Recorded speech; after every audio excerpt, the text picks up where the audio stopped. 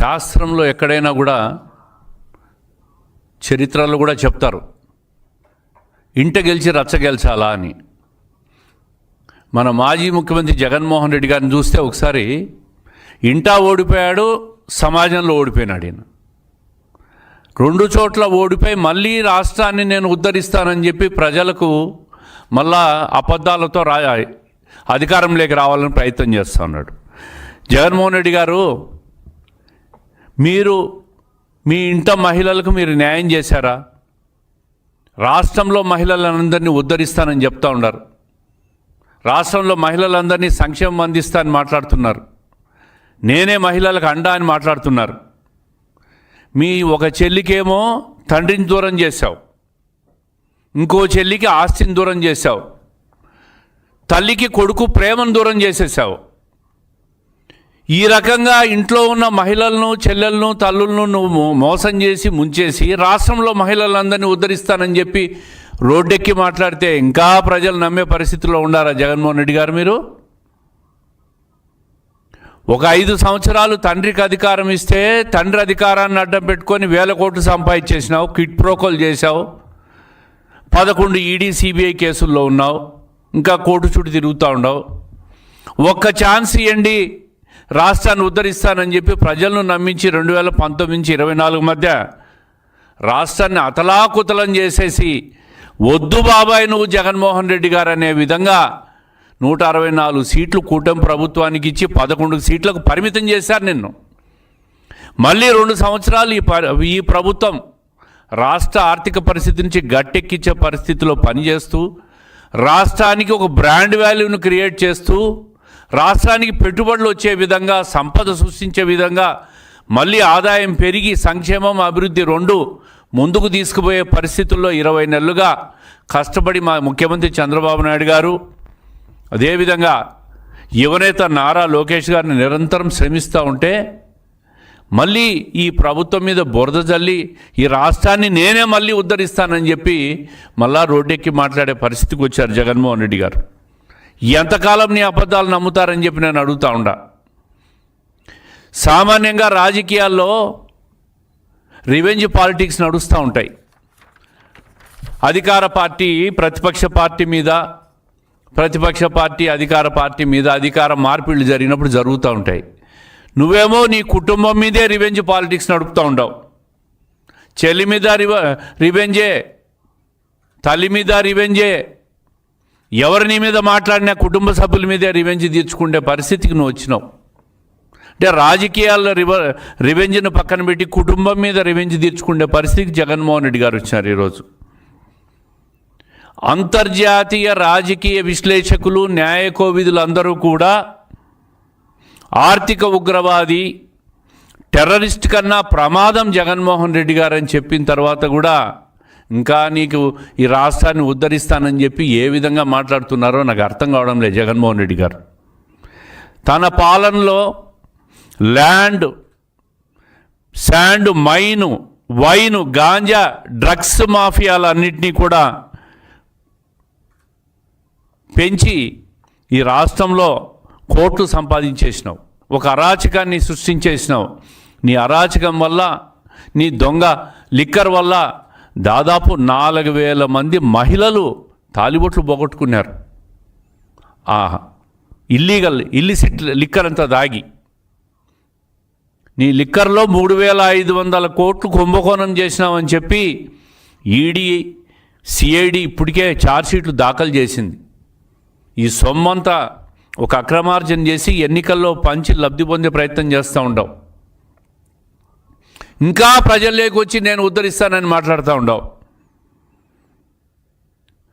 తల్లి చెప్పింది తప్పంట, చెల్లి చెప్పింది తప్పంట, సిబిఐ ఛార్జ్షీటు తప్పు, ప్రతిపక్షాలు మిగతా రాజకీయ పక్షాలు మాట్లాడేది తప్పు. తన నేరాలు ఘోరాలు చూసి ప్రజలు 11 సీట్లకు పరిమితం చేసిన ప్రజలు ఇచ్చిన తీర్పు కూడా తప్పంట, తాను చెప్పిందే నిజమంట. ఈ విధంగా జగన్మోహన్ రెడ్డి గారు ప్రతిరోజు నేను చెప్పిందే నిజం, నేను చెప్పిందే వాస్తవం అని చెప్పి ప్రజలు నమ్మిస్తూ ఉన్నాడు. ఎంతకాలం నిన్ను నమ్ముతారు? అయిపోయింది, నీ టైం అయిపోయింది. నిన్ను నమ్మే రోజులు పోయినాయి. నీకు రేపు ఎన్నికలు జరిగితే 2029లో 11 సీట్లు కాదు, పులివెందులో గెలవడం కూడా నువ్వు చాలా కష్టపడాల్సి వస్తుంది. ఒక్క సీటుకు కూడా పరిమితం కావు. ఇదే ప్రవర్తన ఉంటే ఈరోజు రాష్ట్రంలో 20 నెలలుగా 22 నెలలుగా పరిపాలన ఒక గాడిన పడుతూ ఉంది. సంక్షేమం ముందుకు పోతూ ఉంది. ఒక్క శ్రీశక్తి పథకంతో మహిళల్లో రాష్ట్రంలో ఫ్రీ బస్సు ప్రయాణంతో మహిళలు తీవ్ర ఆనందంలో ఉన్నారు. వికలాంగులకు ఫ్రీగా బస్సులో ప్రయాణం చేసే సౌకర్యం కల్పించినాడు చంద్రబాబు నాయుడు గారు.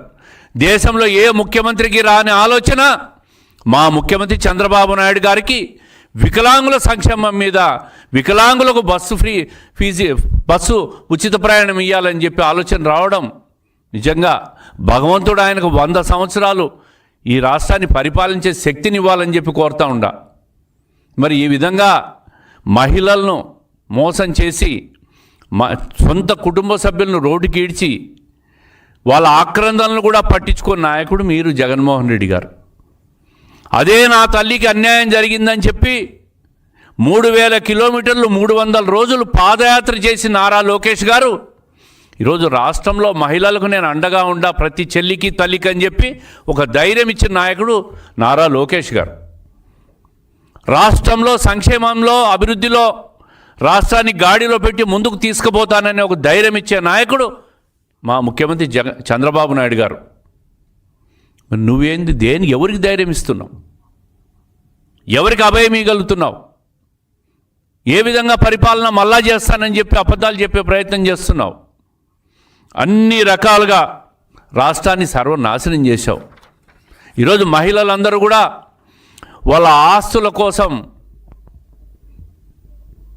వాళ్ళ ఆస్తులను దాచిపెట్టుకునే దానికి భద్రత ఈ ప్రభుత్వం ఇస్తూ ఉంది. అదే నీ అక్క చెల్లెలకు ఆస్తులకు భద్రత ఇస్తున్నావో జగన్మోహన్ రెడ్డి గారిని నేను అడుగుతూ ఉండా. వాళ్ళ ఆక్రందనలు కనపడడం లేదా? మహిళలను కాపాడలేని ఈ జగన్మోహన్ రెడ్డి గారు రాష్ట్రాన్ని ఏం కాపాడుతాడు? మహిళలకు భరోసా ఇవ్వలేని నాయకుడు, చెల్లెలకు భరోసా ఇవ్వలేని నాయకుడు రాష్ట్రానికి ఏ విధంగా భరోసా ఇస్తాడు? ధ్వంసం చేసేసినాడు రాష్ట్రాన్ని. ఈ దేశంలో అత్యధికంగా 5 సంవత్సరాల పరిపాలనలో హయ్యెస్ట్ అప్పులు చేసింది జగన్మోహన్ రెడ్డి గారి టైంలో. ఆ అప్పులని చేసి, ఆ అప్పులను అక్రమ సంపాదన చేసి, దాని బ్యాక్డోర్లో లిక్కరు అన్ని మాఫియాలు చేసి రాష్ట్రాన్ని నాశనం చేసి ఈరోజు ఆర్థికంగా గట్టెక్కించే ప్రానికి ఇన్ని కష్టాలు పడుతున్న ఈ ప్రభుత్వం మీద ప్రతిరోజు ప్రతి నిమిషం మీరు మీ పార్టీ వాళ్ళు విష ప్రచారం చేస్తూ ఉంటారు.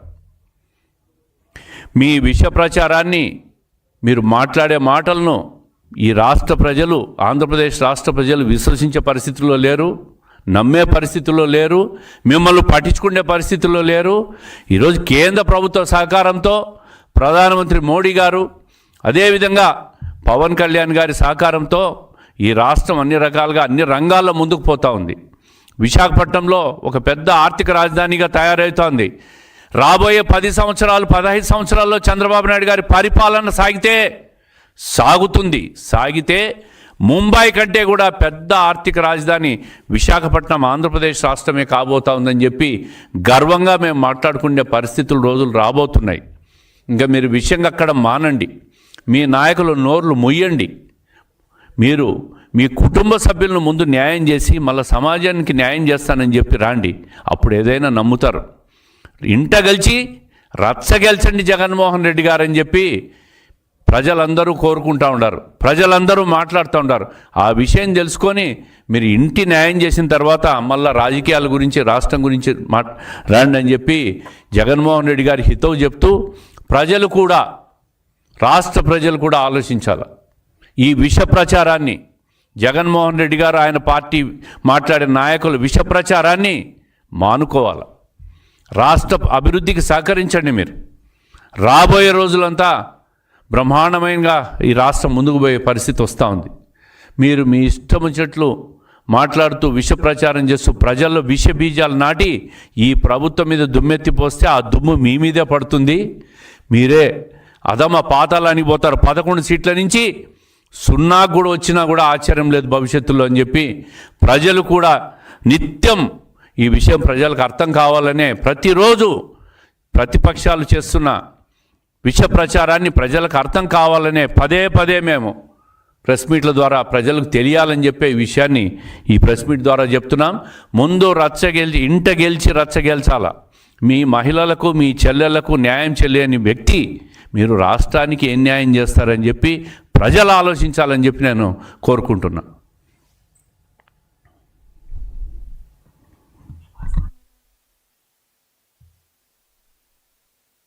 ప్రతి ఒక్కరూ తప్పనిసరిగా యూట్యూబ్లోకి వెళ్ళి కడప వార్తను లైక్ చేయండి, సబ్స్క్రైబ్ చేయండి. ఇట్లు మీ జి రమణయ్య, ఎడిటర్, కడప వార్త.